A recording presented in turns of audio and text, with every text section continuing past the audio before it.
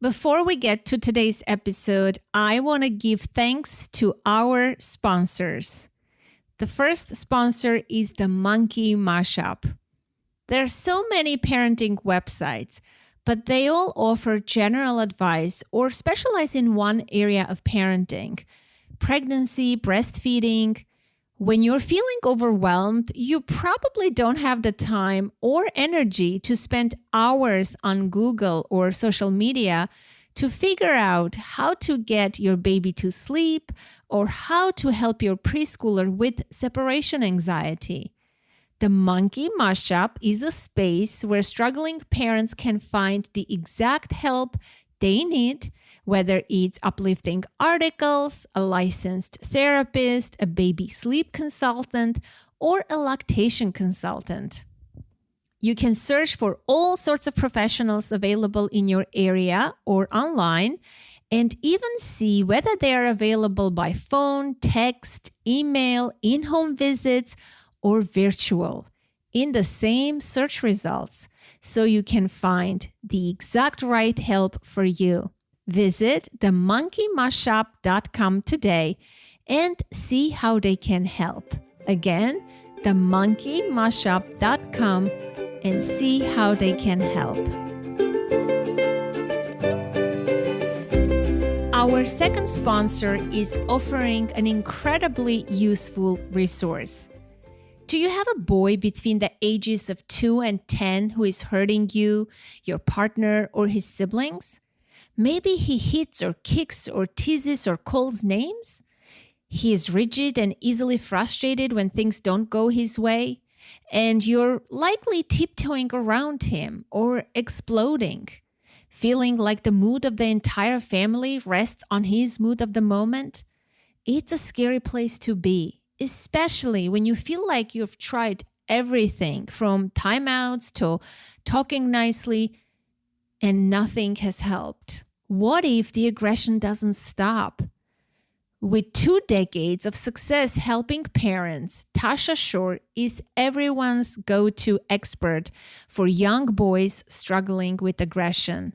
In her course, Out with Aggression, a 6-week sprint to stop your boy's explosions and lift your parenting confidence, Tasha teaches you how to keep your cool as you implement a peaceful parenting practice that stops the aggression.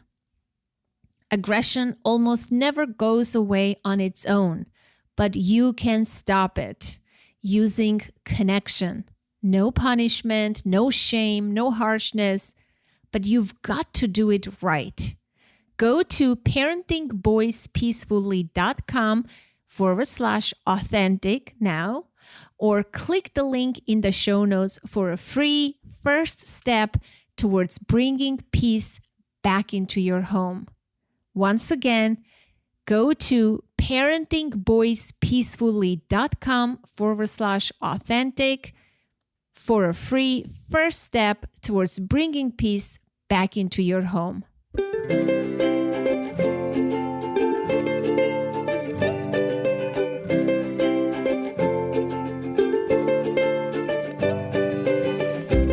I am Anna Seewald, and this is Authentic Parenting, a podcast about personal development in the context of parenting, where I explore how you can find more calm, connection, and joy in parenting through the process of self-discovery and inner growth with a trauma-informed lens.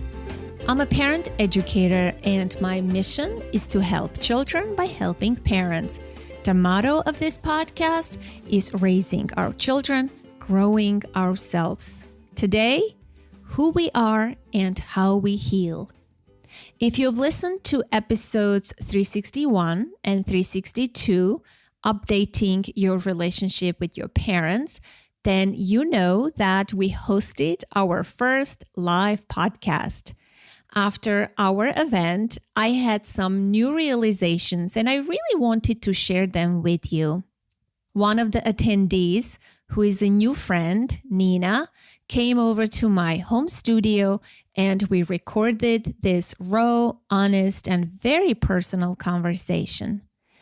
Nina Mongendre has been teaching Kundalini yoga and meditation since 2007 and is the author of the Inner Child and Beyond Oracle deck. She's also writing a book about inner child and ancestral healing. Nina was born in Hong Kong. When she was young, she spent time with Mother Teresa while her mother was volunteering with the Missionaries of Charity. Growing up in Paris, she was drawn to philosophy and art and pursued these interests further into her study of art history at Brown University and her work at Sotheby's. In her private practice, she offers shamanic healing, neuroEmotional coaching, and inherited trauma work. I hope that this deep and thought-provoking conversation will get you thinking about certain topics and maybe thinking differently. The central theme is the parent-adult-child relationship, and some of the key points we touched upon are how becoming a parent gives us new understanding and appreciation for our parents, how in order to accept, we need to grieve first, what healing in a relationship means to us, the acute and sudden awareness of an immense vulnerability after you lose your parents that those who still have their parents alive won't understand, how our parents live in us even if we cut ties with them, and so much more. None of us came out of childhood unscathed. Let's face it, even the lucky ones among us didn't get an ideal childhood. Are you still looking for approval from your parents? Do you long for them to see and accept you for who you are? How do you see your parents today? Are you holding onto a fantasy? Is there anything you need from them in order to live your life fully and authentically today? I invite you to listen to this episode with an open mind.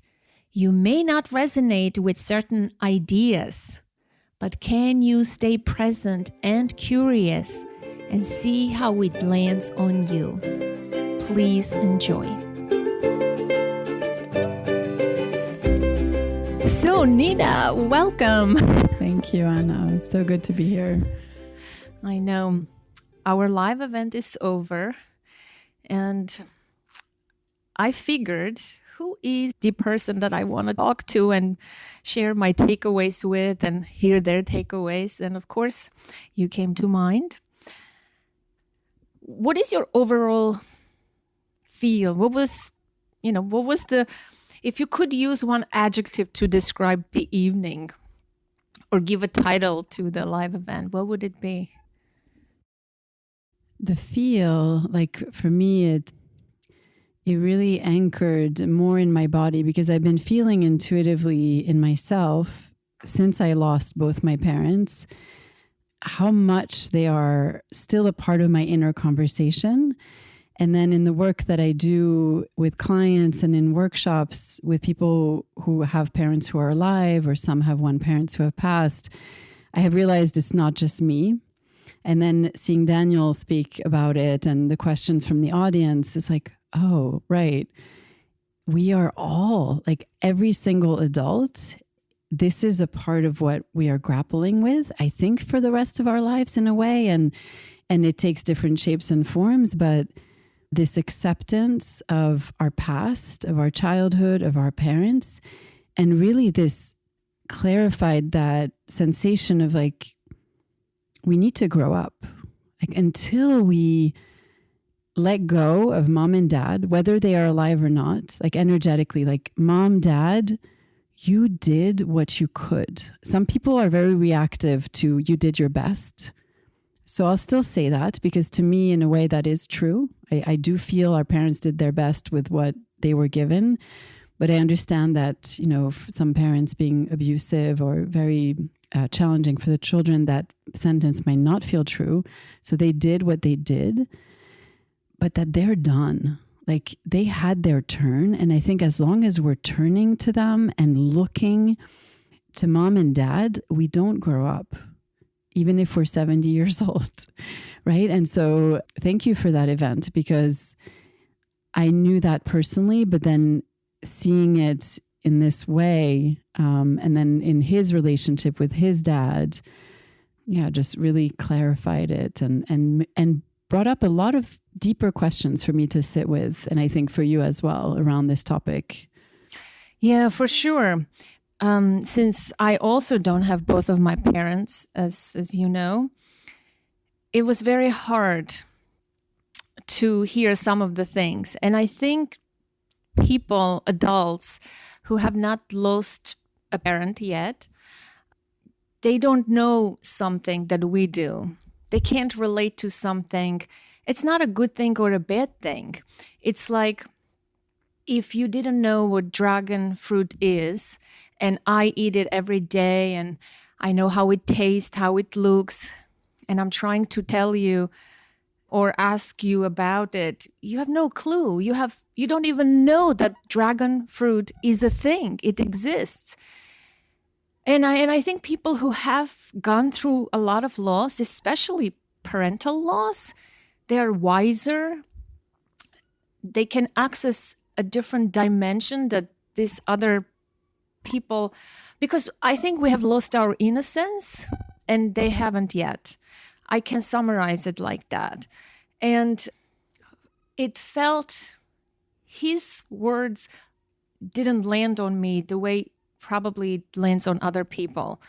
And I felt that disconnect, because when you lose a parent, you also grow up and you are the adult, the elder. And I think I came to that realization when I lost my dad. I realized that, holy cow, I'm an orphan, but I'm also an adult, and I am the elder in my lineage now.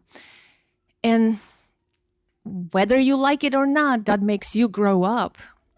And for someone like me who was parentified overnight, I grew up, I became an adult earlier. So seeing people like Daniel, I can't relate to that. What is it that people want from their parents? Especially in adulthood, like, you're an adult, you've grown up. Okay, they did some bad things to you. And I am excluding here the neglect and the abuse category. We are talking about general parenting mistreatment, because abuse and neglect and violence, it's its own category. But that's not a lot. It's not like 30% of the population. I don't know what percent of the population falls under the general parenting mistreatment. I would assume most of the people, it would be a larger category, because if you look at attachment research, like 60% of people are supposedly securely attached. So I don't know. I think it's on us now. We're grown up. We take responsibility for our life. I think it's easier said than done. And I was thinking that, and I brought this up during the live event, that a lot of grieving has to happen when you are an adult, in regards to your parents. You have to grieve the things that you didn't receive, but there is an expiration date to that. You can't just moan and cry and look for the rest of your life. Then you are stuck in some phase, in some victimhood. What is it that you're looking for now? You can give yourself things. Especially I think for us, when we become parents, that's it. Of course, some days we fall into, I wish my mom was here to make me chicken soup. My dad was here to guide me. And I didn't get a lot of things from my parents. Do you know what I mean? But that part is complete. It's gone. That chapter is closed. Irvin Yalom, a psychologist, said once, eventually one day you have to give up hope for a better past. Yeah, that's so many things in what you just said. I do feel it in the same way about dimension. Like, as you were speaking, and this is how I have felt it, that, well, when my mom died, I stepped, it was like into a portal where I'm a daughter without a mother, right? Which changes you forever. And then when both parents aren't there, there's this sentence that comes to me about that, I'm next in line. And some people, when I say that, they're like, oh no, like, don't say that. That's so it's not pessimistic or optimistic. It's just true. When I don't have people behind me, ancestors who are alive, which I don't have any grandparents or parents. And it is true. And I don't know if people can understand what that feels like, but there's a vulnerability there where if I die, my daughters, they have my husband, but they have nobody who's biologically related to me. My brother, of course, but he's far away. And so there is something there about the way I move through the world or the way I parent them, that, and me, I was a parentified child as well, like felt very responsible for taking care of my parents. I guess my whole life. Like I even found a card yesterday. I was going through old card my parents sent me, and my mom jokingly said, "Thank you for bringing me up."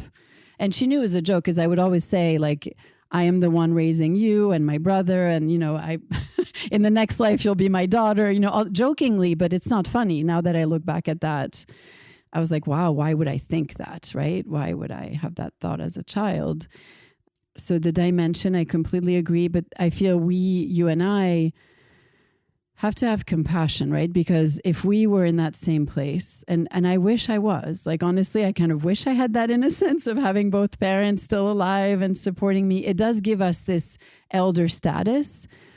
And I think we can often protect ourselves by being like cynical or critical, right? Of like, well, you guys don't understand how lucky you are, right? When I look at my friends who have both parents and the parents are taking care of the kids and really supporting them. So yes, there's a price where they don't grow up as fast as we did, maybe. What else? You said that quote, giving up hope for a better past. Yes, I think we can change how the past lives in us, but that's an active process. I don't think we can expect our parents or anybody else to do it. That is the growing up. That is our work, is to be like, you know what? I'm going to take care of the needs of my inner child. I'm going to take care of my own needs.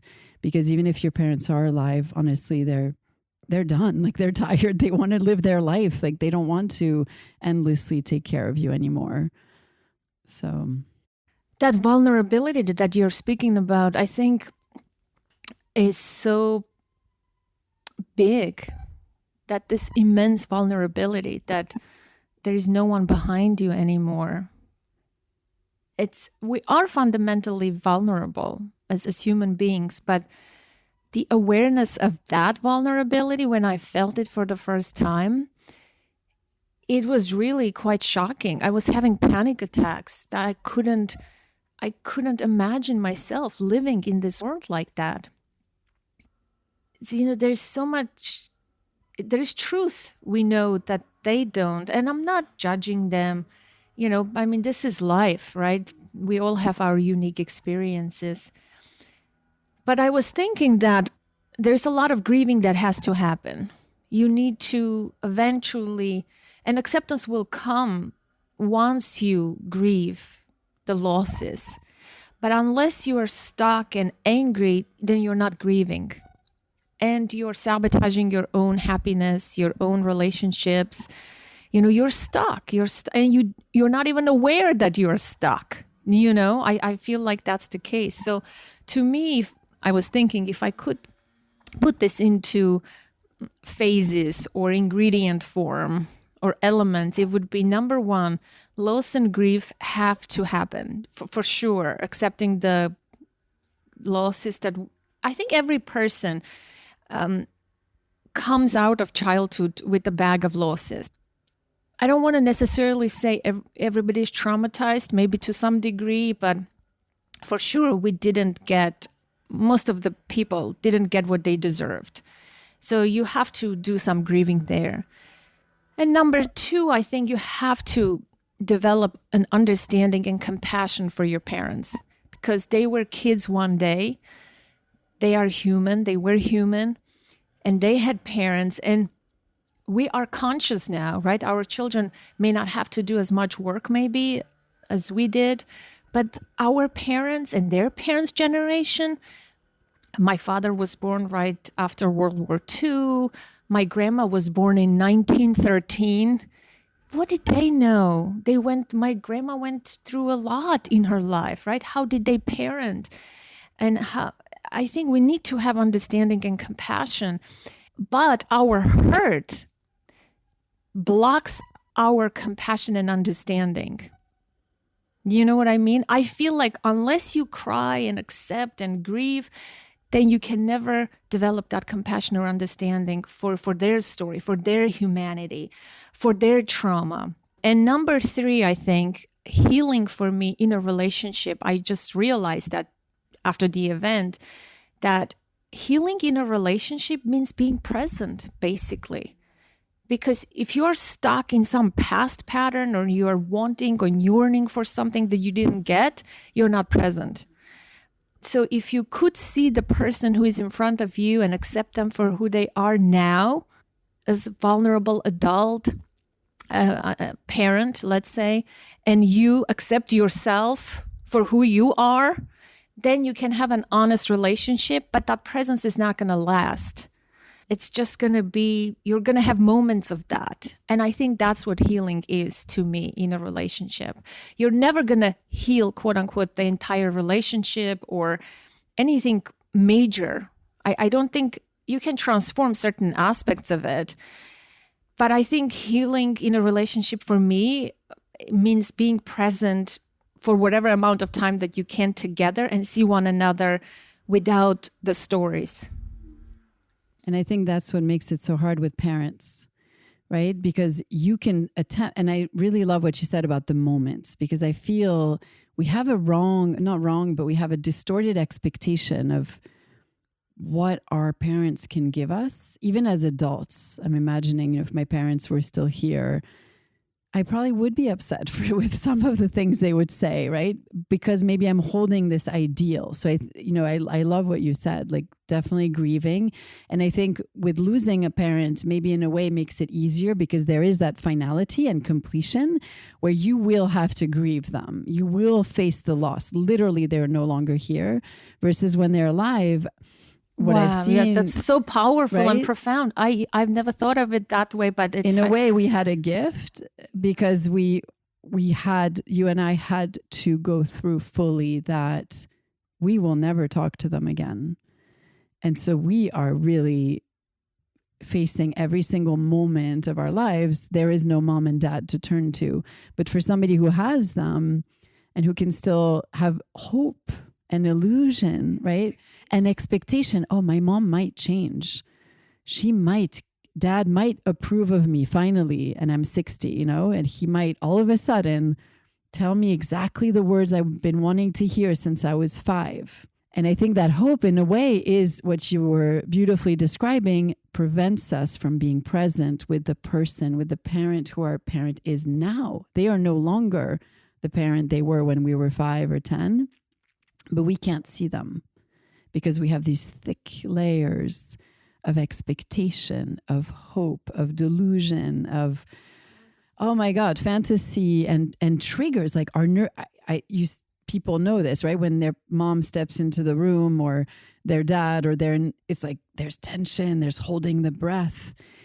Literally, our body is reacting on a physical level, which prevents us from being present and noticing who they are or even seeing them. So it goes both ways. And then our parents are getting triggered by us and all the memories of what we put them through, right? Like as children. So it is, in a way, this amazingly fertile ground for triggers and for transformation.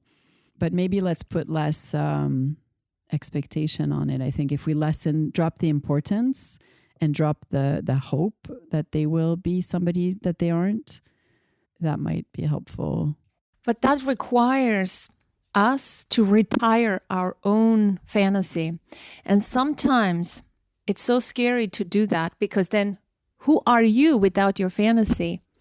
And I think people are scared to find out, and that's what keeps them stuck. God, they hold on to this fantasy because I guess it's not foolish. They're not fooling themselves. They don't want to give up that hope, I guess, because loss is hard. I guess that's what it is. You don't want to face the loss. I was just getting eyeglasses the other day, and I was thinking about lenses and filter, how we perceive people through our lens. And it may not be the correct lens. It's a lens, nevertheless. Through our lived experiences and traumas, we have this whatever version. When you go to an eye doctor, they give you different lenses. It starts with, oh, super blurry, I can't even see anything. Oh, it gets sharper. Oh no, the one before was better. Oh, this one is a lot sharper. Oh no, this one looks even better. I can't even read. It takes a while for you to find the quote unquote correct prescription. And then you put it on and you can see things for what they are, the colors, and everything is not blurry. And I think we live our life through some kind of lens filter, and we perceive things, and the parent perceives things too based on their experiences. Whose version is true? I don't know. During the event, my friend was helping me, right? And I approached what I could read on her face. She was tired. What I asked her, are you tired? You must be tired. You've been helping me the entire day. She's like, no, I'm not tired. But I have this visceral sense that she might be tired. Like, whose version is true? I make my own interpretation based on my perception. I create a story right away, and the brain is so quick to do this. You interpret so many things, facial expressions, body language, energy. You assign a meaning immediately, file it in your brain, and you react to that. I think that's what gets in the way of us having authentic relationships. But on the other hand, I was thinking, if my friend told me, yes, Anna, you put me through a lot and I hate every moment of it. This is exhausting. I should have never even agreed to be here. That would also not be desirable, right? So are we pretending? Are we protecting one another? I've been thinking about that a lot. Me too. Yes. One of the practices that has really helped me with this, and I do it in my work, and I find it to be so transformative about helping adults clarify the lens, let's use that term, of perception of how they see their parents. Because so much of their suffering when they come is like, well, my mom is this way, she's mean, she's depressed, she's anxious, she doesn't see me, I'm the one taking care of her. And I'm like, okay, I have these little cutout footsteps. So they look like 2 footsteps, or you can do it with shoes in your own house. Place your mom in the room. Where would she be if we were together right now? Where do you sit? Where does she sit? Where does she stand? And then right away you have a picture. Is mom facing the client? Is she right next to you? Is mom at the door facing out from you? You can do this in your own room, in your apartment, your house. It's a very valuable way to look at that. And then guess what? Step into her shoes. See through her eyes. Feel through her body. Trust what comes. Like, drop out of the mind, because that's not helpful, our thoughts about our parents. But think of that, like that experience of who she's been since the moment she was in your grandmother's womb. You can visualize her life and feel what comes up in your own body. How was it for your mother to be born? Was she welcomed? Was her own mother stressed? Were her parents, quote unquote, happy, supportive? And you don't have to know. So often we don't know these things, but they do live in our body. And so we can connect to that experience, and we can literally visualize like our mother or father from the moment they were conceived until they were born. How, like what you said, like my dad was born in 1932. He was a young boy when London was being bombed by the Germans. He was hiding under the stairs. His sister was having panic attacks because she was older. She was like 10 or 11. And for him, it was fun. It was like, oh, planes bombing, so, but his whole life he would react to noises. And that is in my nervous system, this kind of a little overwhelm about unpredictable loud noises. So when my kids slam the door, it's like, whoa, like it's very hard for me. And I know that's inherited. But so if I look through my father's eyes, if I see him as a boy, if I literally viscerally, like you said, in the body, connect with that, and then allow myself to travel through time as I can feel in his shoes how life was, that I feel to me gives us compassion. Even if it is still not an objective reality, it opens our body up to what that could have been. And it opens up to the fact that they are a human being, very vulnerable. They are not a god, because I agree with what Daniela was saying. When a child is born, the parents are God. They provide everything to us.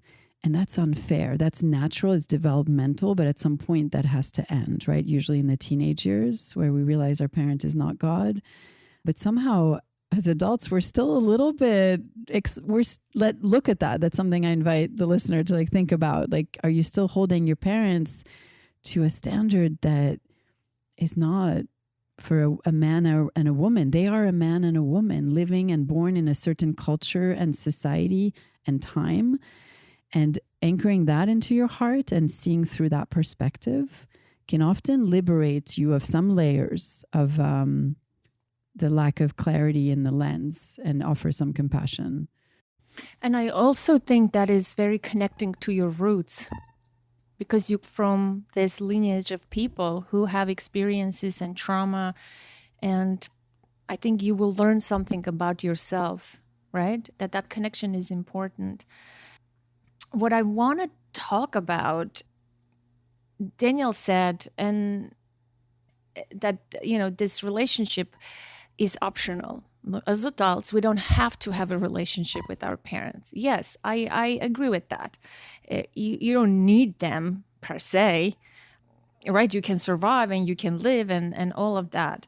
And then I asked a question, how about obligation? How about guilt? If they're elderly, are we supposed to care for them?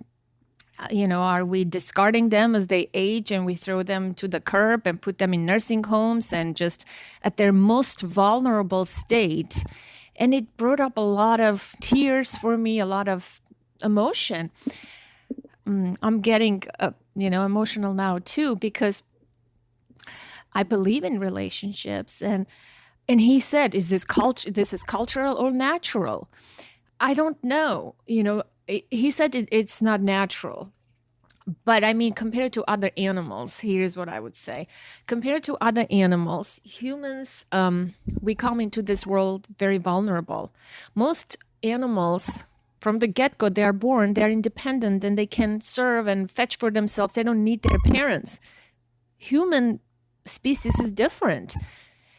We do need our parents. And so maybe this is an exception. We're not just other animals. So I remember the last conversation I had with my dad, and just imagining not caring for my dad or neglecting my parent.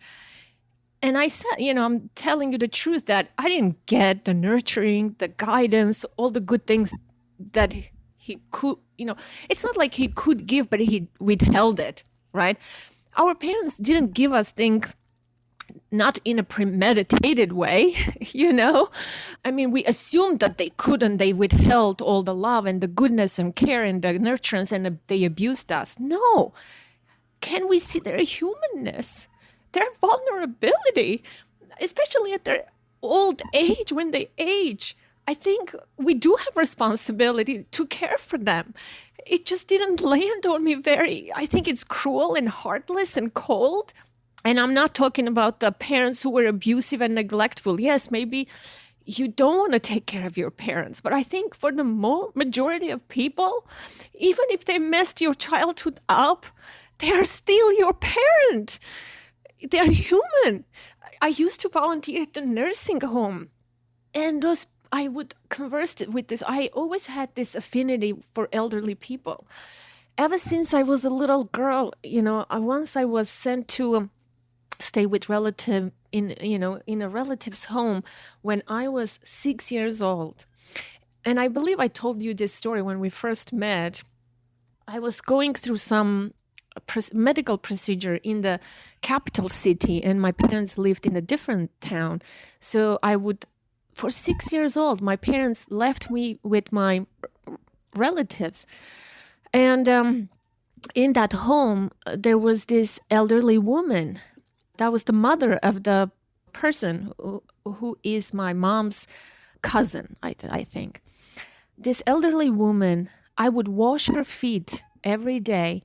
rub some lotion on her feet. 6-year-old. No one told me to do that. No one asked me to do that. But I saw how they were treating her as if she was non-existent. I don't know, I felt that, and I was putting her stockings on. Her feet were so dry and swollen, and, she gave me a blessing many times. So I always think about those experiences, and it just doesn't sit well that, yes, we're adults, we can live our life and blah, blah, blah, and screw our parents, they can. No, I think the order shifts for us. When we are infants, they care for us. When they become vulnerable and old, we need to care for them. I strongly believe in this. I don't know if you want to call it naive or cultural, but the last conversation I had with my dad when he had COVID, they wanted him to go to the hospital, but he didn't. And they called me to convince him because he really respected me.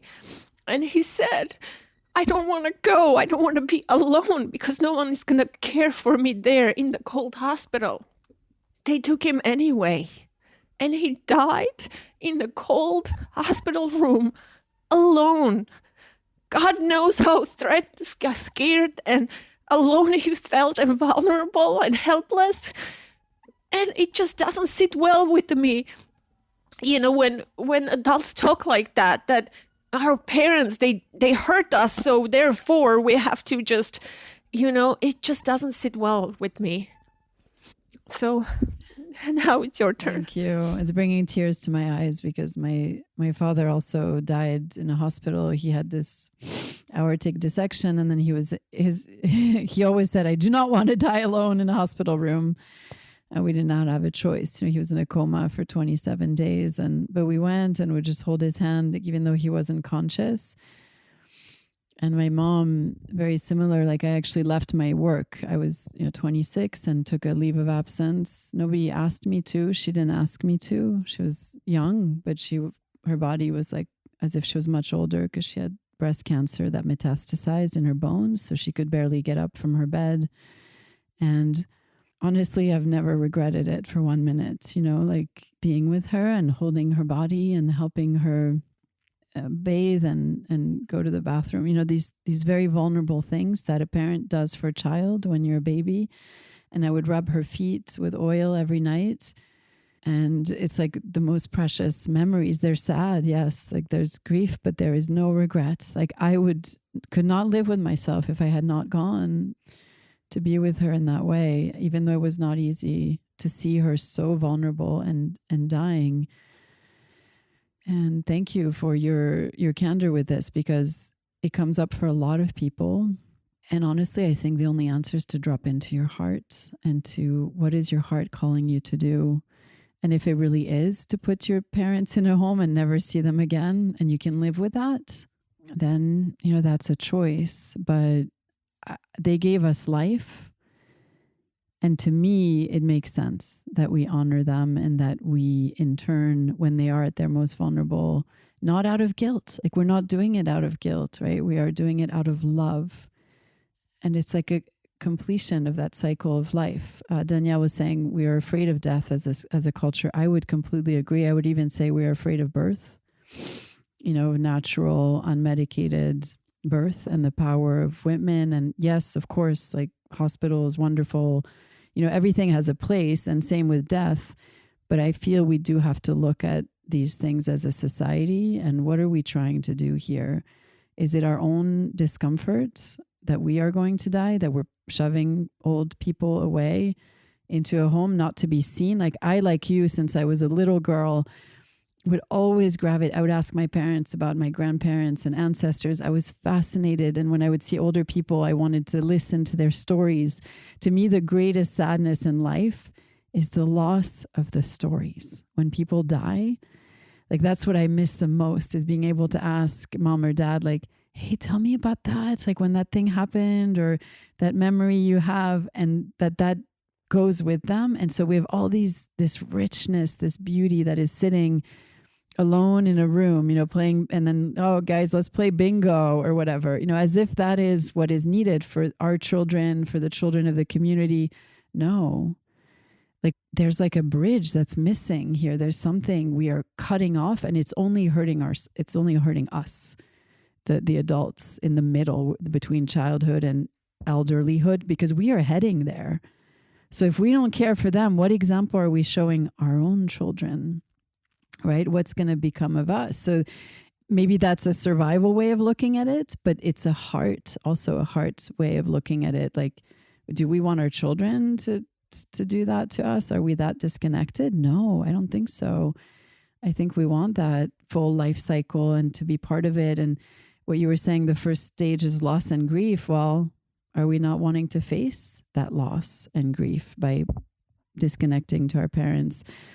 Unfortunately, I have to break the bad news that it doesn't work, because even if after the parents have died or they're in the nursing home, they live inside. You cannot run away. You can never run away. You're going to have to sort it out, even if it's 20 years after they're gone. So there is no quick, easy shortcut to this. And I recommend facing it while you still have the gift of them being here. My daughter is part of this club at school, and they volunteer in different places. They do gift wrapping during Christmas time, and they went to a nursing home one day and that kind of stuff. So after the nursing home, so my daughter doesn't have my mom. She's never seen a grandmother, right? And that's a loss that I also grieved. And perhaps you can connect to that too, because I had both of my grandmothers, and I learned so much. That storytelling, that connection, it adds richness, and it gives you security in this world. You have a strong footing in this world when you have this lineage, the ancestry, the stories. My daughter doesn't have that, and her other grandmother is alive, but it's very typical. You see on holidays, obviously we don't live together. And so when she went to this nursing home, she came home and she said, "Mom, can I sleep with you tonight?" I said, "Yeah, sure." We didn't talk much about the experience and all. She held me tight and said, "I would never put you in a nursing home." And it meant a lot, because I used to volunteer in a nursing home, as I said. And I would talk to these people and ask them about their children. I always wondered, like they would say, "Oh, I have 4 sons, so I have 3 children." And they would be proud that their children were head of this company doing this and that. But yet here they are alone and neglected in some nursing home. And they don't even get visits from them. It just... I don't know, that part didn't sit well with me. And maybe that's my own grief with my dad and my own guilt. But I wouldn't want my daughter to discard me. No, that's not what I want. And it's not that I'm a perfect parent or anything like that.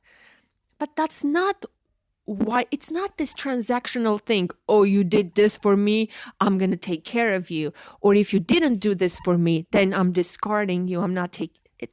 This is not how this life is. This is not a transactional thing. This is a complex and complicated relationship. Our parents had their own trauma from their parents. We give it to our kids, and the cycle is going to continue no matter what. But it just brought up a lot of emotion in me, that part. Yeah, I can so relate. Yes, it is. It's multi-layered loss, right? Like, not only do I not have my mother, they don't have their grandmother, and I can see they feel it. Like there are moments where it actually creates more vulnerability in them. Right? Because they're like, "Well, you lost your mom." So for my children, even though they're 6 and 10, they know that I'm going to die. It's not an illusion as much as it could be if I had a grandmother and a great grandmother, right? So they are moving through the world differently because they look at me and they're like, "Wow, who's behind her?" Energetically, like, where's her mom and dad? They're not here. And so they think about death. They already have experienced loss of what that could have been to know my parents. And and to have those stories and to have that deep sense of belonging with where I am from. Yeah, there's a beautiful movie called Petite Maman, and it touched me deeply. I was crying almost the whole time, and you can watch it with your children. It's very, there's nothing, it's like PG, but it's about a little girl who there's, kind of a portal of time, and she meets this other little girl who is her mom as a child. And it's so beautiful. It's like, speaking of seeing through the eyes and understanding your own mother and seeing her as a child. Yeah. Yeah. There's a disconnection. Like when I hear you talk about that pain around I feel in my heart too. And I think it's a disconnection from, I don't know from what, with these homes that we put our elders in. We're too busy, maybe, like in our culture, we can't be bothered with grief or with becoming, quote unquote, not as useful for society, right? Like there's no place. It's like there's no place for the elders, for sickness, for mental, Alzheimer's, dementia. There is no support for that. You often hear that. And I understand it's very hard. How can you care for someone, who's just walking out and you have a job and your husband's working and the kids and all? Like, I totally get it. I don't know what the answer is. I don't know. Might take a whole restructuring of how we live, right? In multi-generational homes, maybe. But then you're disconnected from yourself if you are not connecting to that, because they gave you life, they brought you here, and you are denying or blocking that. You might as well deny yourself. In this disconnected society that is deeply traumatized, connection is the way to heal, to wholeness. And if we can't connect to our elders, to our aging parents, and I don't know, then we're not connecting to ourselves. This is not connection. Then it's not full connection. That is some fake shield that you're pretending to be healed and enlightened. You have to accept yourself and accept them. If you can only accept yourself and deny them, you're not accepting yourself. I completely agree. And you can be the most enlightened, healed person. If you cannot see your parents' humanity, their vulnerability, even if they didn't give you everything, I think you're not healed. You're not healed. Absolutely, because we don't exist in a vacuum. We literally were created, right? Our entire body, our nervous system, our whole inheritance is from these two beings. Whether you knew your biological parents or not, just energetically, this is where life came from. And it's like you're cutting off your own legs or your own roots. And that's why I think we see so much depression, anxiety, disconnection, lack of purpose, lack of meaning. We are disconnecting from the stories that the elders hold and from what came before us. In order for us to face our life and our dreams and live fully, we don't do it in a vacuum. If we're not connected to what comes before us, and we can't receive that love, and we can't respect and accept what was in the past, I really don't think we're fully alive. It's like you cut the tree off its roots, or you remove the roots and you want the tree to grow and blossom and give you fruit. Sorry, the roots are necessary. You can't grow without the roots. You may not like the roots. They are the ugliest part of the tree. But I think you have to be connected to that source of vitality. That's the life force. If you're cutting your parents, you're cutting that life force, I think. And you have to retire the old story, let go of the fantasy, and deal with the loss and accept things as they are. The more you do, the liberated and more authentic and healed you will be, I think. I never wanted anything from my parent as an adult. Now I'm taking stock of my life. He was not, I understood why and what he could not give me. And I never even wanted it. It was sort of understood. I also knew his trauma. And it just made sense. Did I deserve things to be received from my parents? Absolutely. After some time, you have to retire that story, and because that doesn't define who you are. Like we constantly have to change the lenses as we move through life. One word that I loved is updating your relationship. And because this topic is so sensitive and nuanced for many, like for me and you, this is our lens, this is our story, this is our perspective. This may not resonate with many people. Many people might even get angry hearing me speak about such tenderness and having respect for our elderly. But updating your relationship, I think, is key. But I'm not sure if it's truly possible to do it. That was my takeaway. Because you have to be in the present in order to do that. And you can't be in the present all the time. Yes. I think you can have moments and your steps. I think if you do go through the loss and grief and the understanding and compassion of accepting my mother and father as they were or as they are, that offers you the removal of the lens. And let's not expect it to be forever and for all day or all week. But if we can have, I think honestly, if we have like even 5 seconds of seeing through their eyes in their shoes and, oh, wow, okay, I get it. I feel that's enough to shift a lot of the relationship and to drop that hope, that false hope. And I love that, yes, that updating the relationship, because it's very empowering.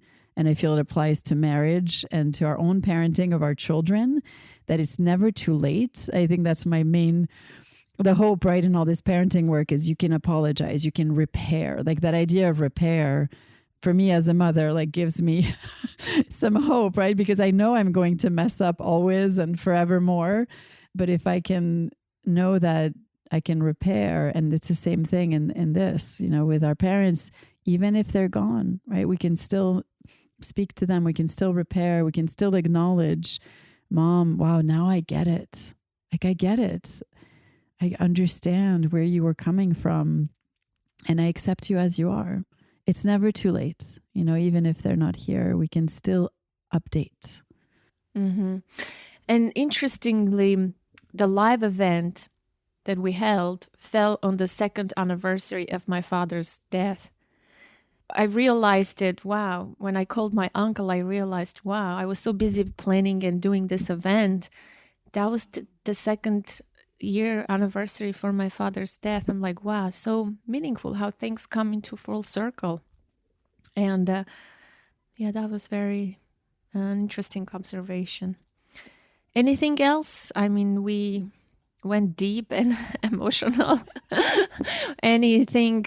And I hate when people say, oh, let's lighten the mood right now. No, linger in the darkness sometimes. Linger in the darkness. And this is not dark. No, for me, beautiful, richness of the soil. Yeah. And I think we need to develop tolerance for speaking about death and loss. I have one thing to say, about the fantasy. I used to work in a correctional facility, and the kids there, a lot of the kids were homeless kids, beggars, street children. And at some point, we developed a program to find the parents and connect the kids with their parents, and not keep them in this institution and just give them education and health and that kind of stuff. And once we established some of the parents, we, made connections with the kids and made sure it's safe. And there came a point where a couple of the kids could go outside of the institution and spend a couple of hours with their parents. And I would never forget this story. And obviously, we knew who the parents were. They were just street people, homeless people. They didn't have much. And I remember this one boy who came back to the institution, and we said, hey, how was it? We were excited that finally he reunited with his mom. He can go and spend some time. It's been years that he was in this institution. And he said, it was great. My mom took me to this amusement park. We ate barbecue. We ate this. All the fantasy things that he wanted. We knew that was not true. He didn't go to amusement park. He didn't even have a meal with his mom. But that just gave me this sense that, wow, children never want to give up on the fantasy. They always want their parent to be a certain way. Even if the parent is this homeless person, they don't want to accept that. It just came to me, this story. So, I don't know, what other takeaways did you have, or any points that you want to say as we wrap up here? Wow, that's quite a story to sit with too. No, it's a very interesting, because maybe the adult's role is to give up hope that others will be different, but to actually also keep that innocence and playfulness, in, of course, like in our adult way, but that we can actually, like that child, right, who comes back and says that, is he doing it because he's worried about the judgment, or is it really just, where is that coming from, is really interesting to think about. Is it because the other kids, that's the vision we have of what a perfect parent is? And I think a lot of children have that. Like I see that in my kids. Like, why can't you just buy me everything I want? Why can't we just go to Disney World, not go to school, eat ice cream all day?